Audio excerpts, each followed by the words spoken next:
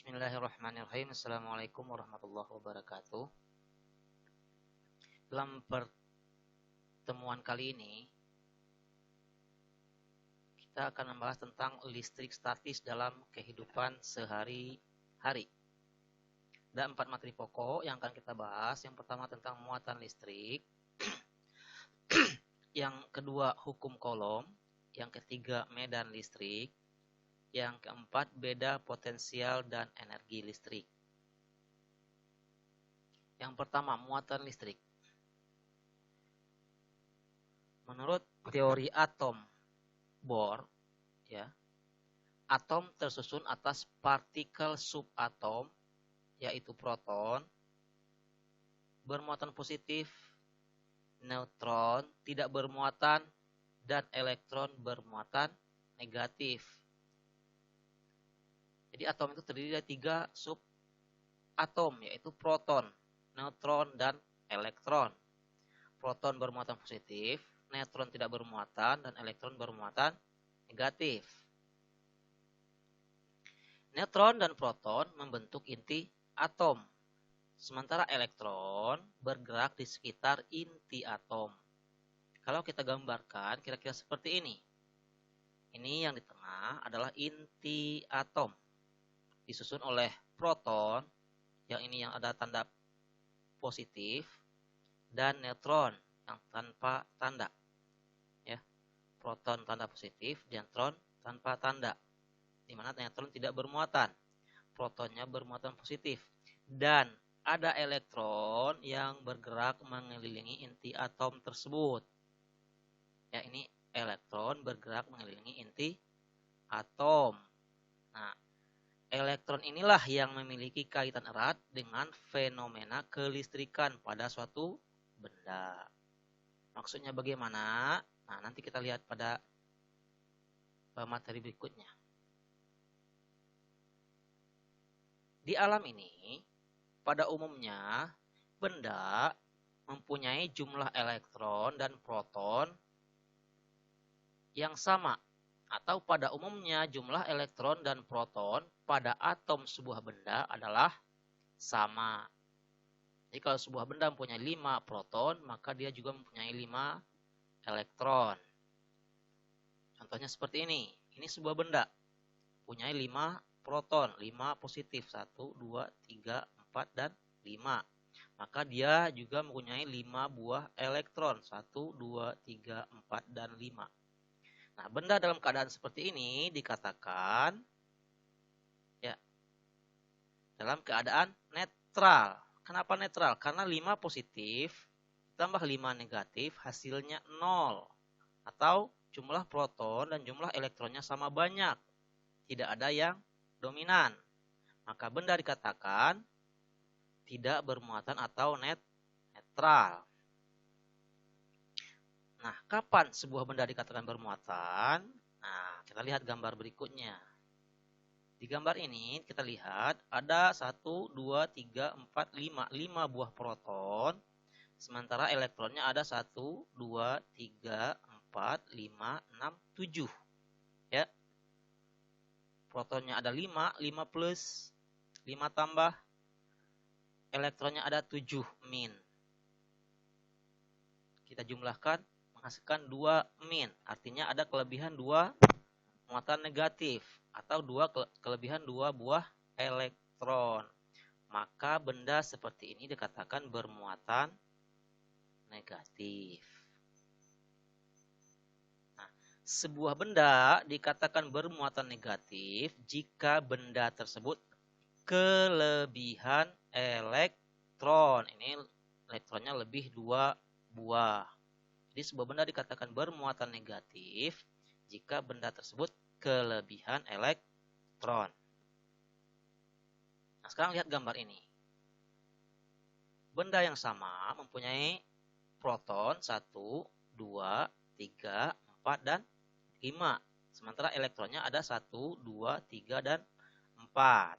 Nah, protonnya 5 plus, elektronnya 4 min. Menghasilkan 1 plus atau kelebihan 1 buah proton. Maka benda ini dikatakan bermuatan positif. Benda ini dikatakan bermuatan positif. Nah, kapan sebuah benda dikatakan bermuatan positif?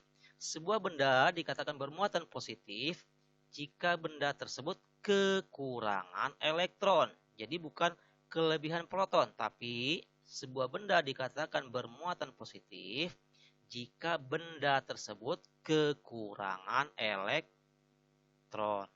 Ya, sekali lagi bukan karena kelebihan proton, tapi karena kurang jumlah elektronnya, maka benda dikatakan bermuatan positif. Nah, sekarang pertanyaannya bagaimana cara memberi muatan pada benda? Tadi pada slide sebelumnya sudah dikatakan bahwa pada umumnya benda bermuatan netral atau jumlah proton dan jumlah elektronnya sama banyak. Nah, sekarang bagaimana atau apa yang dapat kita lakukan agar benda itu bermuatan, atau bagaimana cara memberi muatan pada benda? Nah, ini salah satu cara memberi muatan kepada suatu benda adalah dengan cara digosokkan pada benda lain. Jadi digosokkan pada benda lain. Contoh, sisir atau penggaris plastik digosokkan pada rambut kering. Ya, sisir atau penggaris plastik digosokkan pada rambut kering. Ini rambut kering. Awalnya dalam keadaan netral, punya proton 3, elektron 3. Ini sisir, juga dalam keadaan netral, punya proton 3 dan elektron 3. Nah, sisir digosokkan kepada rambut kering. Nah, kedua benda ini digosokkan. Ya, digosokkan. Nah, elektron di rambut kering ini karena mendapat energi dari gosokan tersebut, ya gosokan biasanya menghasilkan panas. Nah, panas ini menjadi energi bagi elektron sehingga elektron di rambut kering meloncat ke sisir. Ya, sekali lagi, karena ada panas yang menjadi energi sehingga elektron yang ada di rambut kering meloncat ke sisir, sehingga keadaannya menjadi rambut kering kekurangan 1 elektron karena elektronnya berpindah ke sisir, sementara sisir kelebihan elektron karena mendapat tambahan elektron dari rambut kering. Nah, di sini dikatakan rambut kering kekurangan elektron sehingga dia bermuatan positif. Sementara itu sisir dia kelebihan elektron, maka disertakan sisir menjadi bermuatan negatif. Sekali lagi, rambut kering karena elektronnya 1 berpindah ke sisir, maka rambut kering kekurangan elektron, dikatakan rambut kering bermuatan positif. Sementara sisir dia kelebihan elektron, maka dikatakan sisir ini bermuatan negatif. Contoh 2. Kaca digosokkan pada rambut kering. Ya, kaca digosokkan pada rambut kering. Nah, ini rambut kering, gambarnya sama seperti tadi. Dalam kondisi normal, rambut kering itu berada dalam keadaan netral. Jumlah protonnya sama banyak dengan jumlah elektron. Digosokkan dengan kaca. Pada keadaan awal, kaca juga dalam keadaan netral. Jumlah protonnya sama banyak dengan jumlah elektronnya. Nah, kaca digosokkan kepada rambut kering. Digosokkan. Nah, apa yang akan terjadi? Nah, ternyata bukan elektron dari rambut kering yang berpindah ke kaca, tapi elektron dari kaca berpindah ke rambut kering. Ini disebabkan oleh apa? Biasanya disebabkan oleh daya ikat, ya, daya ikat atau daya tarik yang terdapat di kaca lebih kecil daripada daya ikat atau daya tarik yang terdapat pada rambut kering. Jadi sekarang elektron dari kaca berpindah ke rambut kering. Ini seperti ini. Nah, rambut kering mendapat tambahan elektron. Jadi dikatakan rambut kering kelebihan elektron.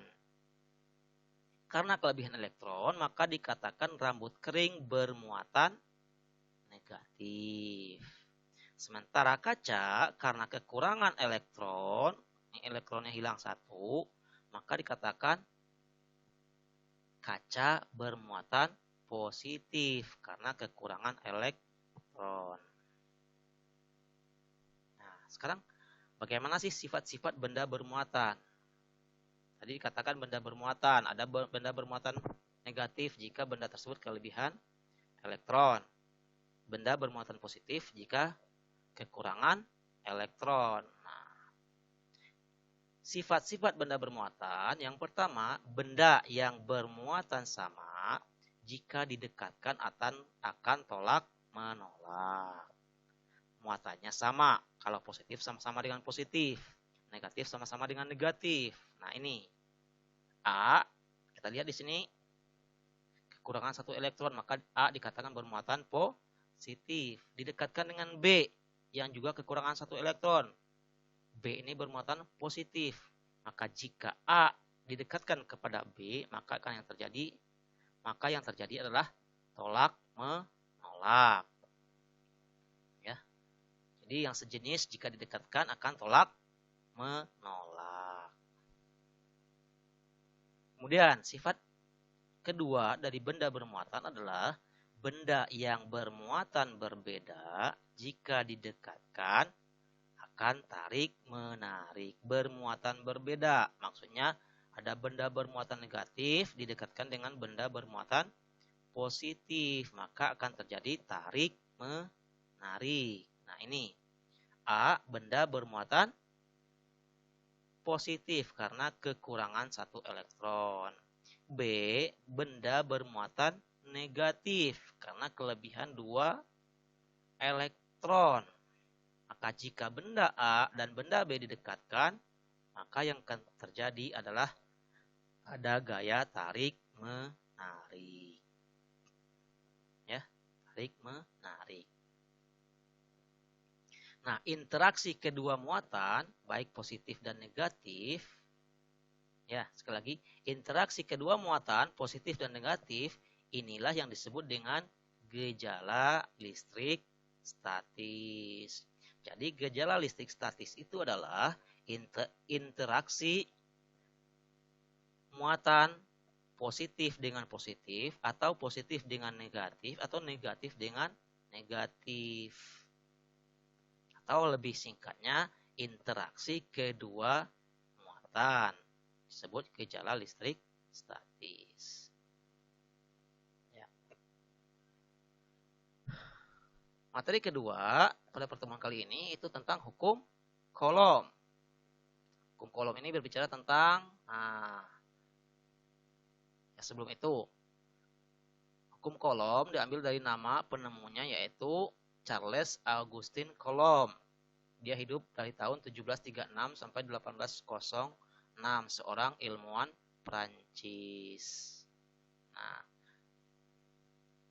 Charles Augustin Coulomb ini dia menyelidiki hubungan gaya tolak menolak atau gaya tarik menarik dua benda bermuatan listrik terhadap besarnya muatan listrik dan jaraknya menggunakan alat neraca puntir Coulomb, ya. Jadi yang diselidikinya adalah hubungan gaya tolak atau gaya tarik antara dua muatan listrik, dua benda bermuatan listrik terhadap besarnya muatan dan jarak antara kedua muatan. Alat yang digunakannya adalah neraca puntir Coulomb. Gambarnya seperti ini, ya. Gambarnya neraca yang dipergunakan oleh Charles Augustin Coulomb pada abad 17, ya, abad 17. Nah, dari hasil percobaannya ini, Coulomb mendapat kesimpulan yang pertama, semakin besar jarak kedua benda yang bermuatan, semakin kecil gaya listrik antara benda tersebut. Sekali lagi, semakin besar jarak kedua benda yang bermuatan, semakin kecil gaya listrik antara benda tersebut. Dan sebaliknya. Sebaliknya maksudnya jika semakin kecil jarak kedua benda yang bermuatan, maka akan menghasilkan gaya listrik yang semakin besar. Nah, ini ilustrasinya kira-kira seperti ini. Benda bermuatan Q1 dan benda bermuatan Q2 dipisahkan oleh jarak R yang cukup besar. Maka ini akan menghasilkan gaya listrik yang kecil karena R-nya atau jaraknya besar, ya. Jaraknya besar, gaya listriknya akan menjadi kecil. Beda dengan gambar yang berikutnya. Q1 dan Q2 jaraknya kecil atau R-nya kecil, maka akan menghasilkan gaya listrik yang besar. Jadi berbanding terbalik. Jika R besar, maka gaya listrik kecil. Jika R kecil, maka gaya listrik akan menjadi besar.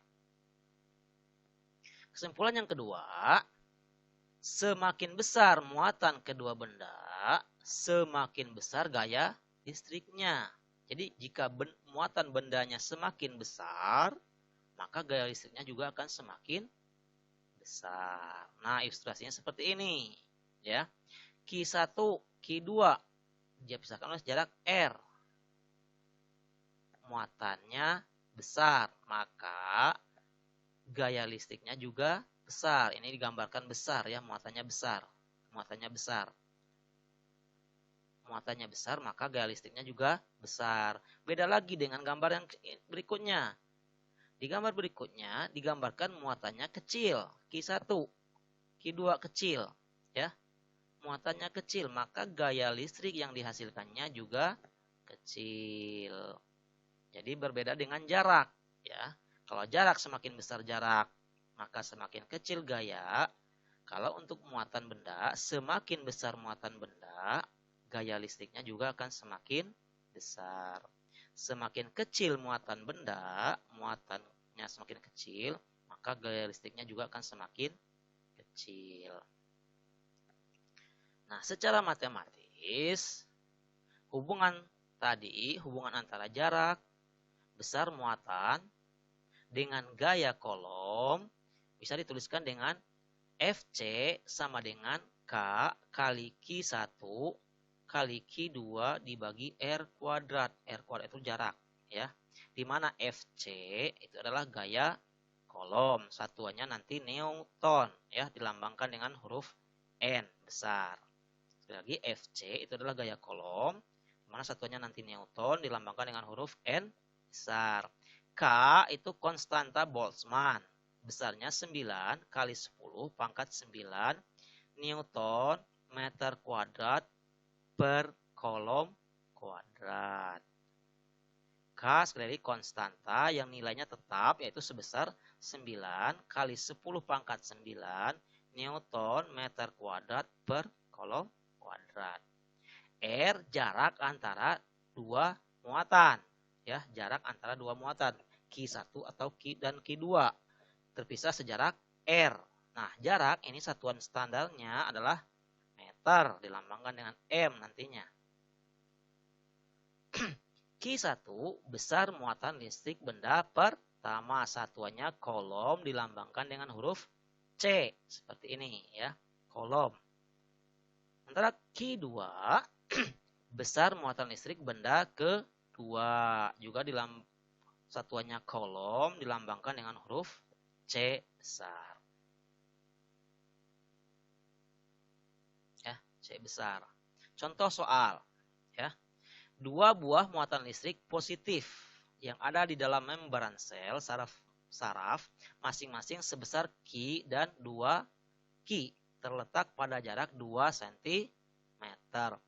Hitung berapakah gaya kolom yang dialami kedua muatan tersebut jika Q sama dengan 1,6 kali 10 pangkat min 19 kolom dengan besarnya konstanta K sama dengan 9 kali 10 pangkat 9 Newton meter kuadrat per kolom kuadrat. Nah, dikatakan di soal dua buah muatan listrik positif. Jadi muatannya kedua-duanya positif. Yaitu sebesar Q dan 2 Q. terletak pada jarak 2 cm. Nah, ini Q dan 2Q ini besar muatan. Jarak R itu 2 cm. Nah, ditanya dengan Q-nya 1,6 kali 10 pangkat min 19 kolom. Dan K-nya 9 kali 10 pangkat 9 Newton meter kuadrat per kolom kuadrat.